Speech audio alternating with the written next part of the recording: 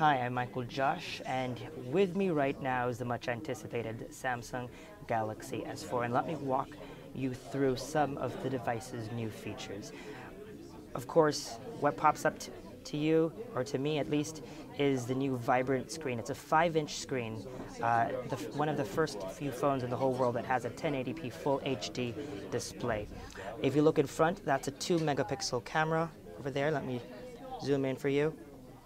And in the back, a 13-megapixel camera. Inside this device, 2 gigabytes of RAM, 16, 32, or 64 gigabytes of memory, and inside you can expand that up to 64 gigabytes. Now, there are two different processors that I know there's been a lot of talk about, an octa-core and 8-core processor. This device comes in two variants, one with an octa-core processor, 1.6 gigahertz octa-core processor, and another with a 1.9 gigahertz Qualcomm Snapdragon processor. Now, if you can see, Samsung really is branding this phone as a life companion, a phone that you can go through life with, and it's focusing on 4 different areas. They call it the 4 pillars, which they base the design upon. One is fun, second is creating relationships, next is being able to do life's tasks, and then last is health and wellness. So let me just run over some of the new features of the phone with you based on those 4 different things. So, interestingly enough, this device actually looks pretty much like the last Samsung Galaxy S3. But if you notice, the screen is much larger at 5 inches diagonally. They've actually reduced the bevel and made the screen larger. It does look much, much better. And while it does have the same plasticky feel, it's not as it feels more sturdier in the hand compared to the Samsung Galaxy S3. I really, really like this aluminum bezel. I'm not really sure if this is aluminum or some kind of plastic, but I'm really digging the construction and the build of this phone, even though it's still the same plastic finish that we're used to. If you notice, TouchWiz has been revised ever so slightly. You dive into settings and it does look a little bit different. Settings are now sorted by connections, things about the device, and of course app settings are all here. This phone runs on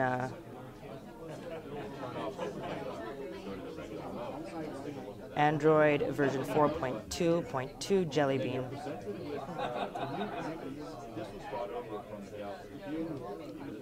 Now let's take a look at some of the settings. Some of the new features of this phone really is not what's on the outside, but what's on the inside. Let's take a look at camera.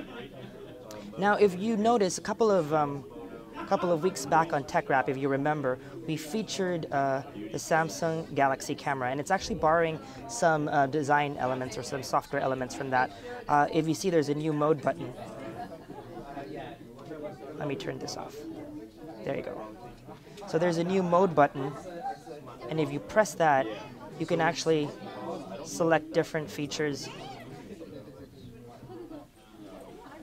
Well, what you saw earlier was their new 2-cam view.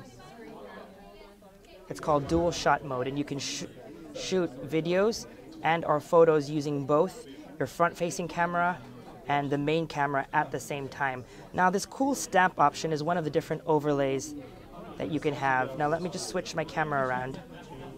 So, for example, you're shooting a scene.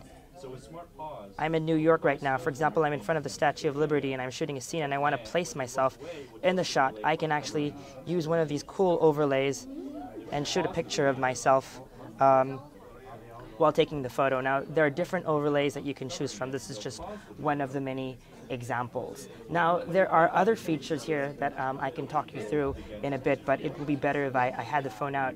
I'll add all of those in the accompanying article that you can read on Rappler.com. Let me move on.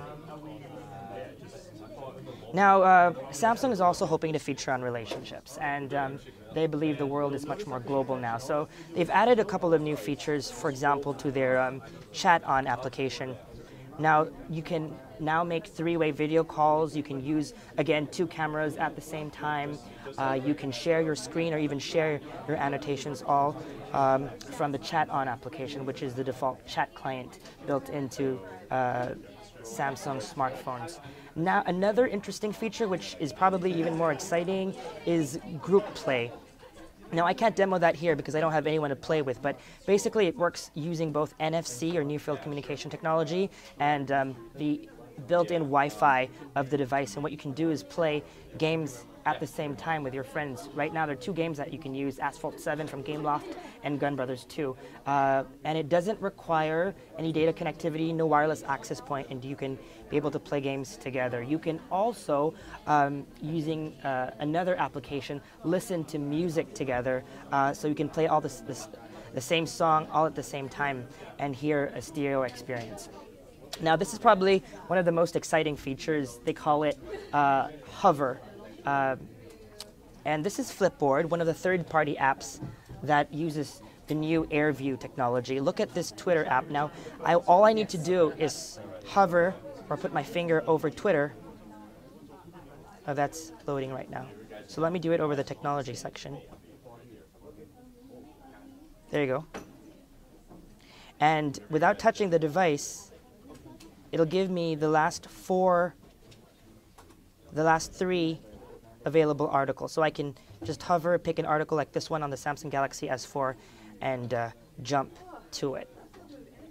Do the same here on Twitter. Again, I can see the different stuff and then click into the article I want without touching the screen. This is perfect if, for example, I'm having breakfast or having a meal and I don't want to ruin my screen by touching it. That gestures also work with the browser. So, for example, let's go to Rappler.com. You can now scroll up and down using hand gestures. Of course, as you can see,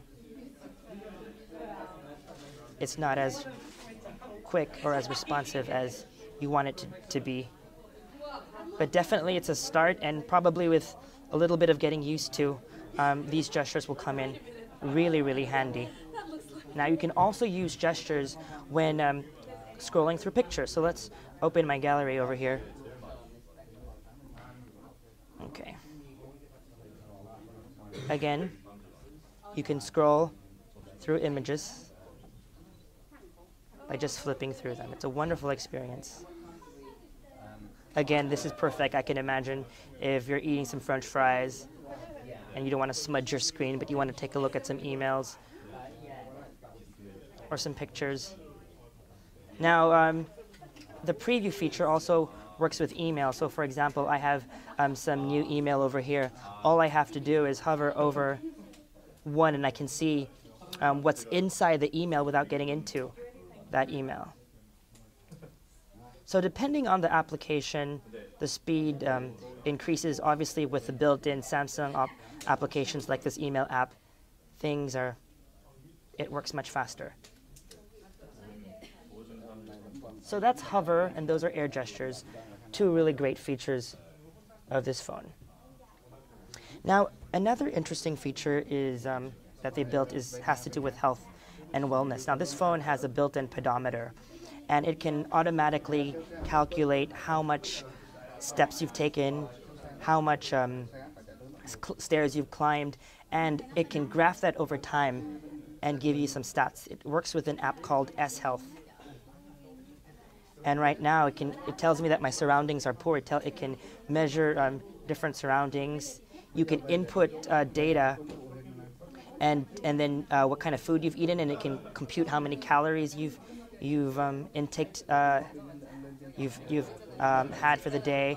And then based on how much you've done, you can actually check how much calories that you've burned. And it comes with an optional accessory, an armband. So when you go running and you leave your phone behind, you can have the armband measure that data and take it for you. So specifics on region by region. So these are some of the features. Of course, that's another feature. This device, they haven't told us when it's going to be available yet and for how much, but we expect it to be available really, really soon.